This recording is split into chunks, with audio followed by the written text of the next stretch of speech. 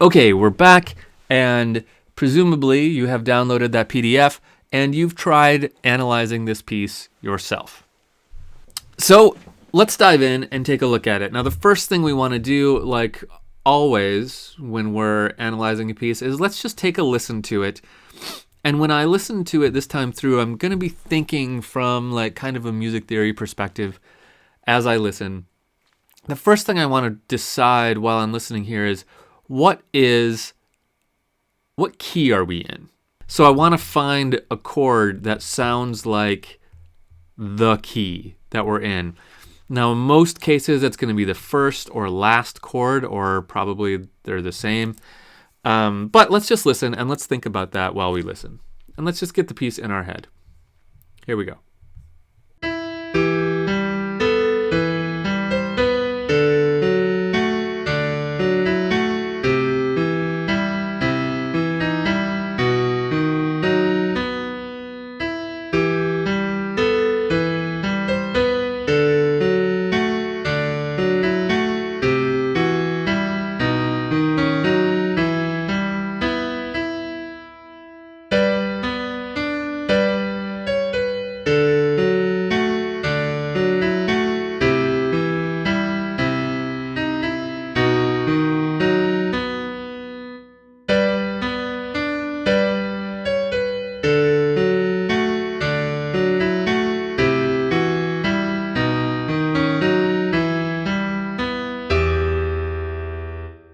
Okay, so looking at our key signature tells us we are possibly in the key of G because it's 1 sharp, and we know that 1 sharp is the key of G major. However, when we listen to it and we find those chords that feel like they could be tonic, like this first chord, we don't necessarily see a G major chord, right? Here's a G pitch, which might throw us off and think, oh, that could be a G major. But let's look at the first 3 notes, E, G, B. If we stack those right on top of each other, we would see an E minor chord. So pretty safe assumption that we're in E minor here, which if you do your relative majors and minors, you would find that E minor has the same key signature as G major. So that is a pretty good bet. So let's call it E minor. Now, what's cool about this arrangement of this piece and makes it fairly easy to analyze is that a lot of these, of the left hand and the piano, the lower staff here, is really laid out in fairly simple chords for us, and that'll tell us pretty much everything we need. So let's just look through this. E, G, B. That is an E minor chord, so that's going to be 1. And in a minor key, we would do a lowercase 1 because it's minor. So lowercase 1.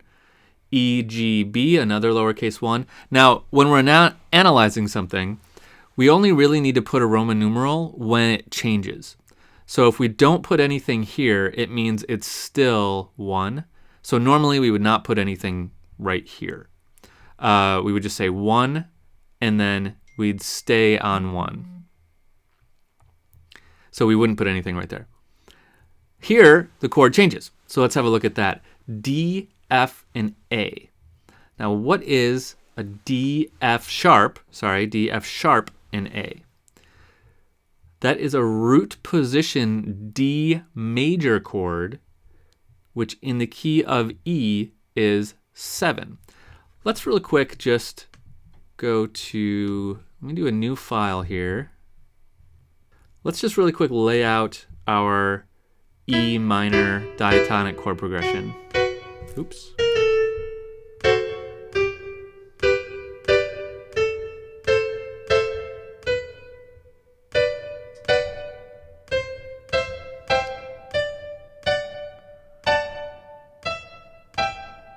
Okay.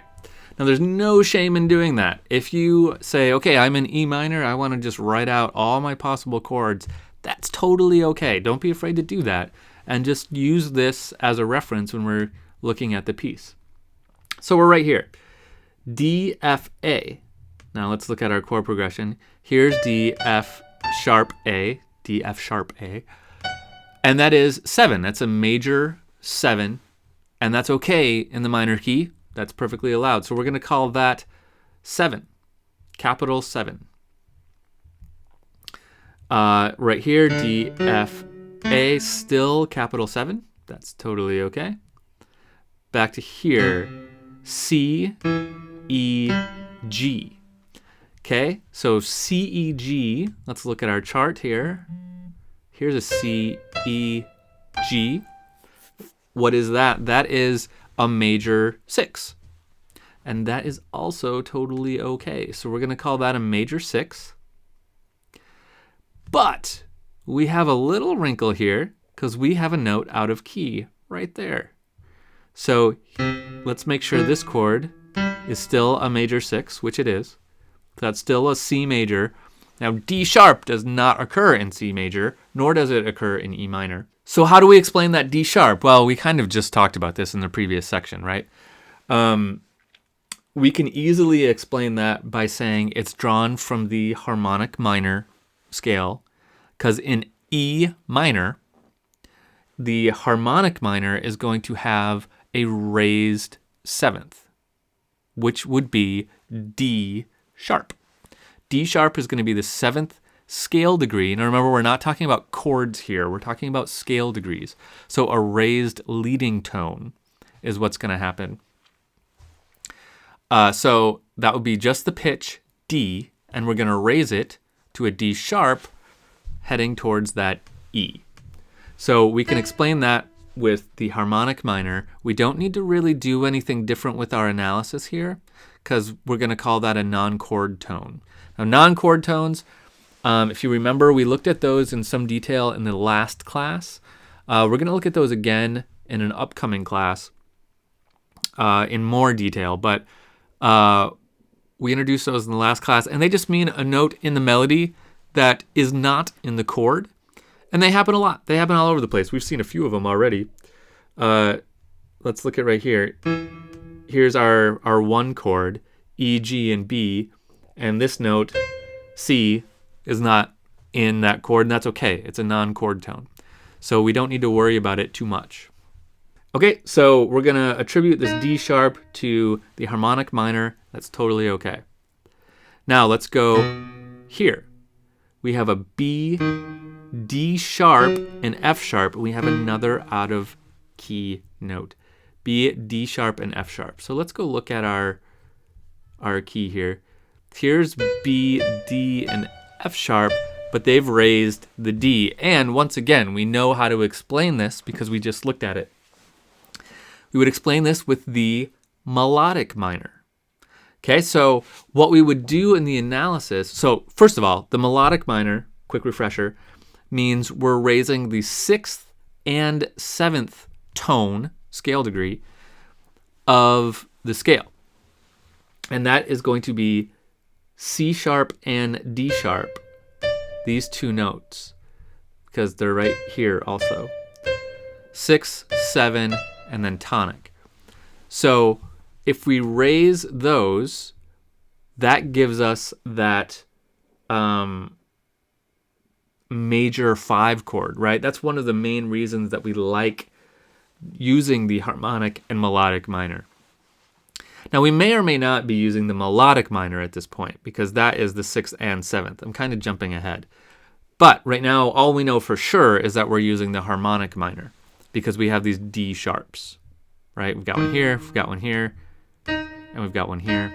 So harmonic minor is kind of the thing we're doing right now.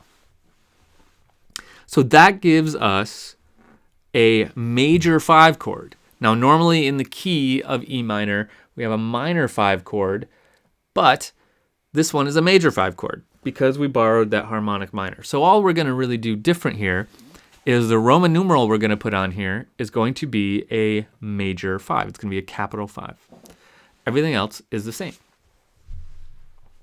Now for this spot right here, we would just leave it blank because it's really still the major 5 chord. We don't need to add anything here. And now we repeat pretty much everything again. Everything kind of lines up the same. Here's our 1 chord. Here is our 7 chord. Here is our 6 chord, C, E, G. And then they go to the 5 chord 1/2 bar earlier this time, and then back to the 1 chord. So it's slightly different. All right, let's look at the next section, the B section we would call this, because the harmony changes quite a bit.